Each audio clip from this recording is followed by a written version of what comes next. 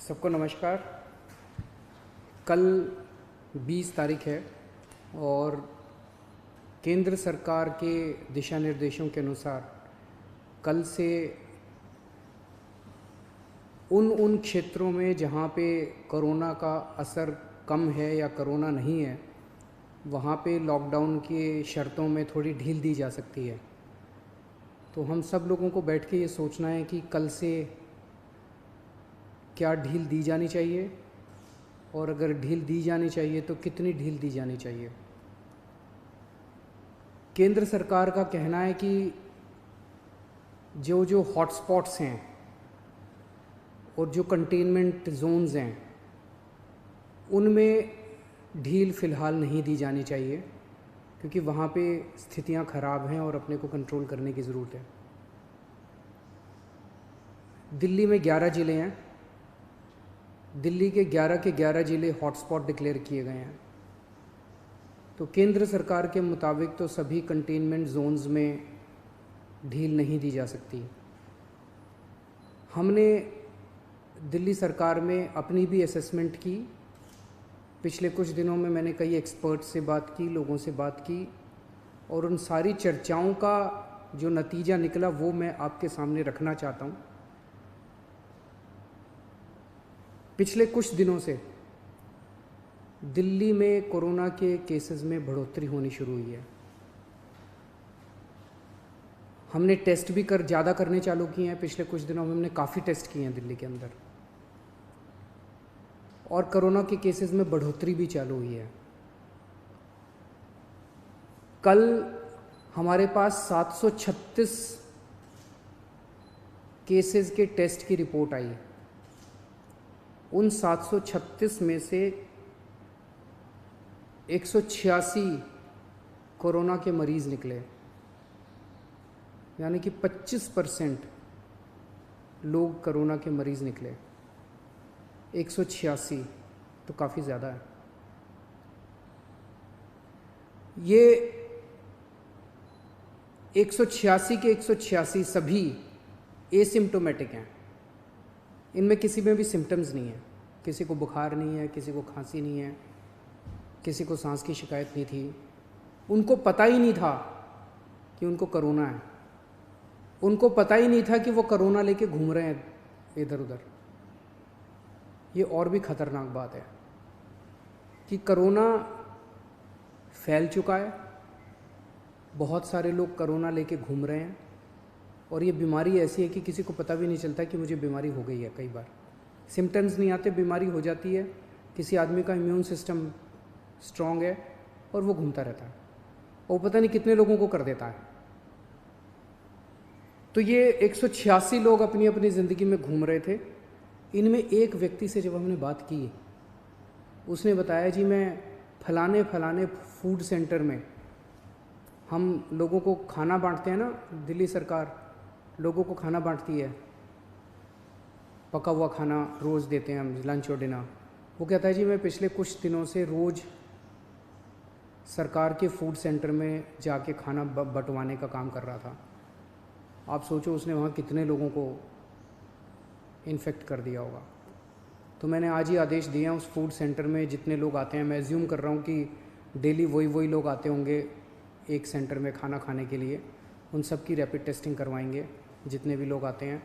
और दिल्ली में जितने भी हमारे फूड सेंटर्स हैं, उन सभी फूड सेंटर्स में खाना बांटने वाले सभी वॉलंटियर्स का और कर्मचारियों का हम रैपिड टेस्टिंग कराएंगे। तो इससे ये दिखता है कि दिल्ली के अंदर इस टाइम फैलना चालू हो गया है। रोज़ कंटेनमेंट जोन्स बढ़ते जा रहे हैं, जहाँ पे ऑपरेशन शील्ड लागू किया जाता है। आज की डेट में 77 कंटेनमेंट जोन बन गए हैं दिल्ली के अंदर।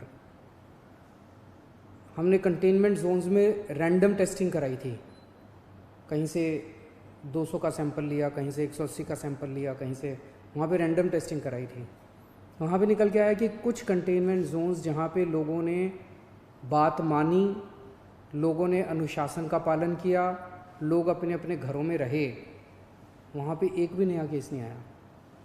लेकिन जहाँ लोगों ने बात नहीं मानी और लोग गलियों में निकल आए, हम उस कंटेनमेंट जोन के अंदर किसी को नहीं आने देते, बाहर किसी को नहीं जाने देते, लेकिन अंदर लोग एक दूसरे के घर में जाते रहते हैं।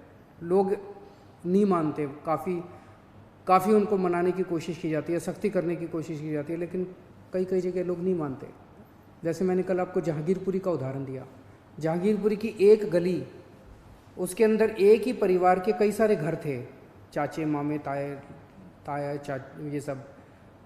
उनमें एक ही परिवार के 26 केस पॉजिटिव निकले, क्योंकि वो माने ही नहीं। कंटेनमेंट जोन होने के बावजूद वो एक दूसरे के घरों में जाते रहे।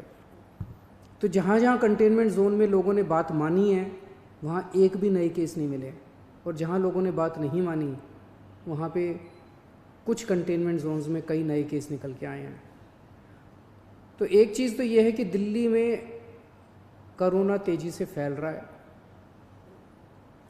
पर अभी स्थिति नियंत्रण के बाहर नहीं है, स्थिति नियंत्रण में है। स्थिति चिंताजनक है, पर घबराने की ज़रूरत नहीं है। अपने को सबको अनुशासन में रह के इसको कंट्रोल करने की ज़रूरत है। आज दिल्ली में टोटल 1893 केस हैं, मोटा मोटा 1900 मान लो, 1900 केस हैं। 1900 में से 26 आईसीयू में हैं और 6 वेंटिलेटर पे हैं। लगभग 43 लोगों की मौत हो चुकी है। 26 आईसीयू में है, 6 वेंटिलेटर पे हैं। आप सोच के देखो कि अगर लॉकडाउन नहीं होता तो क्या होता। दूसरे देशों का जो हाल है, भगवान ना करे अगर ऐसा अपने देश में होता, अगर लॉकडाउन ना होता, मान लो 3000 लोगों को आईसीयू की ज़रूरत पड़ जाती, मान लो 2-2.5 हज़ार लोगों को वेंटिलेटर की ज़रूरत पड़ जाती है, और ज़्यादा लोगों को। इतने तो आईसीयू ही नहीं थे, इतने तो वेंटिलेटर ही नहीं है। इटली में, स्पेन में, अमेरिका में यही देखने को मिल रहा है कि आईसीयू कम पड़ गए, वेंटिलेटर कम पड़ गए, अस्पताल की व्यवस्थाएं कम पड़ गई। सड़कों के ऊपर, अस्पताल के बाहर लोग पड़े हुए हैं जिनको इलाज नहीं मिल पा रहा। अगर लॉकडाउन नहीं होता तो स्थिति ऐसी हो सकती थी। लॉकडाउन की वजह से केसेस कम हैं फिलहाल। आज दिल्ली में पूरे देश की 2% जनसंख्या रहती है, लेकिन पूरे देश के जितने कोरोना के मामले हैं उसका 12% मामले कोरोना के दिल्ली में हैं। क्यों? दिल्ली देश की राजधानी है, इसीलिए दिल्ली को कोरोना की सबसे मुश्किल लड़ाई इस टाइम दिल्ली लड़ रही है। पिछले 2-2.5 महीने के अंदर विदेशों से जितने लोग आए वही लेके आए कोरोना विदेशों से, अपने देश में तो था नहीं। जितने विदेशों से लोग आए, सबसे ज़्यादा लोग दिल्ली में आए, क्योंकि दिल्ली देश की राजधानी है। अंतर्राष्ट्रीय एयरपोर्ट और भी कई जगह है, लेकिन सबसे ज़्यादा लोग यहाँ आते हैं। सबसे ज़्यादा लोग यहाँ आए, उनको हमने क्वारंटाइन में रखा, लेकिन उसके पहले नहीं रखा था, बाद में आई गाइडलाइंस। तो सबसे ज़्यादा मार दिल्ली को बर्दाश्त करनी पड़ी। मरकज़ के अंदर जो इंसिडेंट हुआ उसका भी सबसे ज़्यादा मार दिल्ली को बर्दाश्त करनी पड़ी।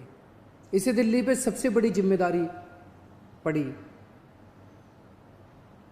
तो आज जब ये निर्णय अपने को लेना है कि कल से कुछ ढिलाई देनी है कि नहीं देनी, मैं भी देना चाहता हूँ ढिलाई। इतनी सख्ती बड़ी मुश्किल हो जाती है। कैसे लोगों का गुजारा चलेगा, कैसे लोगों की रोज़ी रोटी चलेगी, कैसे लोगों का घर चलेगा। लोग बहुत मुश्किल में हैं, बच्चों के स्कूल बंद हैं। हम भी ढिलाई देना चाहते हैं, लेकिन ढिलाई देना बड़ा आसान है, और ढिलाई दे दी और स्थिति बहुत ख़राब हो गई, और उसके बाद अगर आईसीयू कम पड़ गए और अस्पताल के बेड कम पड़ गए और वेंटिलेटर कम पड़ गए और ऑक्सीजन कम पड़ गई और पता नहीं कितनी अगर जानें चली गई, तो हम कभी अपने आप को माफ़ नहीं कर पाएंगे। इसीलिए इन सब चीज़ों को ध्यान में रखते हुए हमें लगता है अभी थोड़ा संयम बरतने की ज़रूरत है। हमने निर्णय लिया है अपने दिल्ली वासियों के ज़िंदगी का ख्याल रखते हुए, सबकी सेहत का ख्याल रखते हुए, कि फ़िलहाल लॉकडाउन की शर्तों में कोई ढिलाई नहीं दी जाएगी। 1 हफ्ते के बाद फिर से हम सारे एक्सपर्ट्स के साथ बैठ के, सबके साथ बैठ के इस पे दोबारा इसकी असेसमेंट करेंगे, और अगर ज़रूरत पड़ी तो उसके बाद ढिलाई दे सकते हैं। लेकिन फ़िलहाल दिल्ली में किसी तरह की कोई ढिलाई नहीं दी जा रही है। नमस्कार।